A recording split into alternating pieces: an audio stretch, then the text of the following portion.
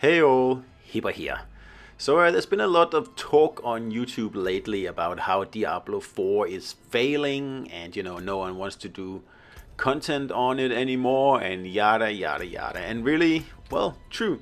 I mean, if you're one of the big streamers and all you care about is power leveling and getting the best build possible so you can get to the end game as quickly as possible, well, then yeah, I agree. But if you're just a normal person and you want to play Diablo 4, well, there's no better time to get into it because first reason is you have so many cool characters to pick from in this game here, and with 5 of them available right from the beginning, and I suspect we're gonna get at least 1 or 2 new characters at some point, probably next year, I'm guessing. There is plenty of stuff to dig into.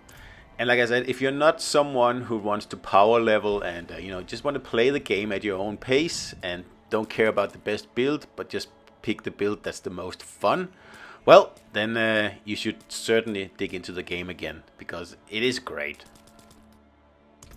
So the second reason are the graphics, and I must say I'm still quite enamored with especially the frame rate of Diablo 4, because I've played the game quite a bit and I played it, with lots of players online, everybody, doing crazy things, setting off fireworks everywhere, surrounded by enemies, and I have never seen this game, lose a frame. It's pretty impressive, and the game is honestly butter smooth. It's running at 60 frames per second, and it is just locked. Nothing can really do anything to push this game down from 60. It's impressive, and it's quite a feat, and it's one of the most impressive things about Diablo 4 out there.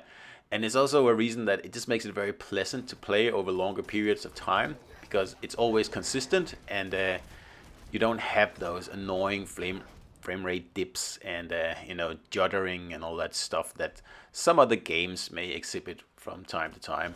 So it's very polished from a technical perspective, and some people may not really realize that or, even notice it, but it really is.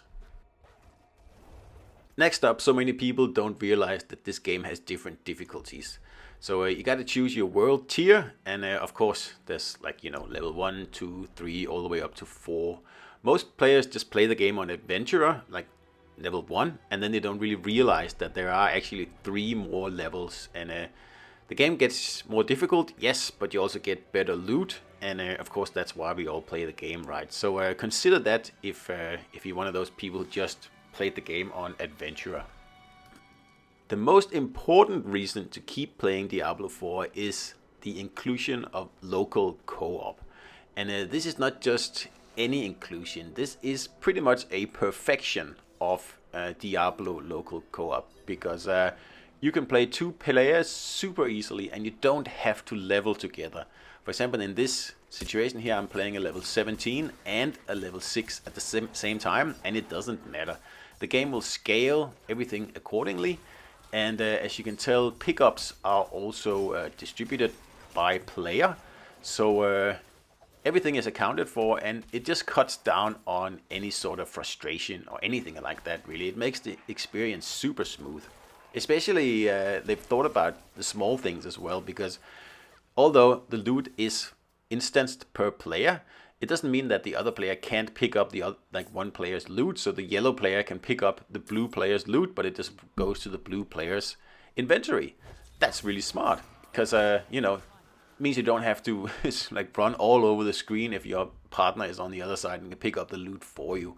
It's little things like this that just means that Blizzard has really thought this through and have fixed all the annoying issues that there was in local co-op in Diablo 3, which was, let's be honest here, that was pretty bad. And one of the more important things is that in Diablo 4 you can actually go through your inventory or shop or do whatever you like at the same time as another player is still playing. Even if the other player wants to go out and do other stuff while you're shopping, they can just do that, because the other player will just automatically teleport following the other player. It's excellent. It works really well, and if you haven't played Diablo 4 in local co-op yet, I highly suggest you do it. It is, in my opinion, the best way to play this game, which is usually the case with any local co-op game out there. So definitely a reason to give Diablo 4 another go if you haven't done this yet.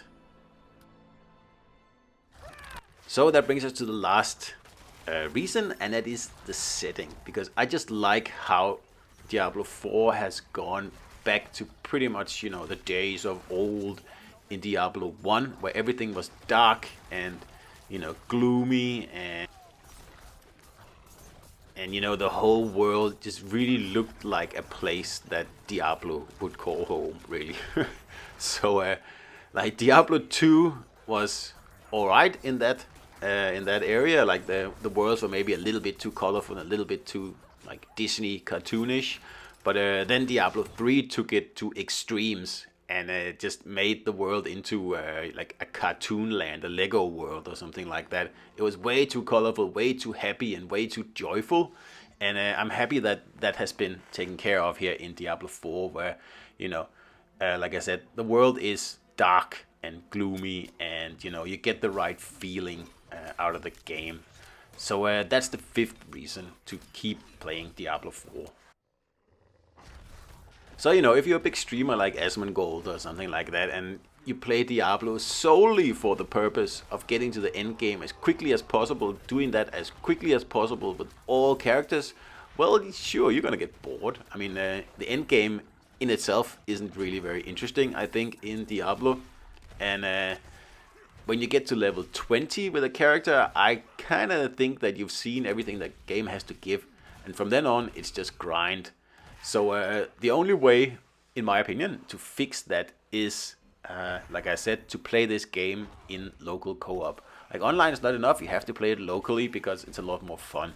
And it really will save this game quite a bit, I think. Because, yes, it does get repetitive, it does get slightly boring. Like I said, after level 20, I kind of just think, oh, I don't want to go look for another aspect.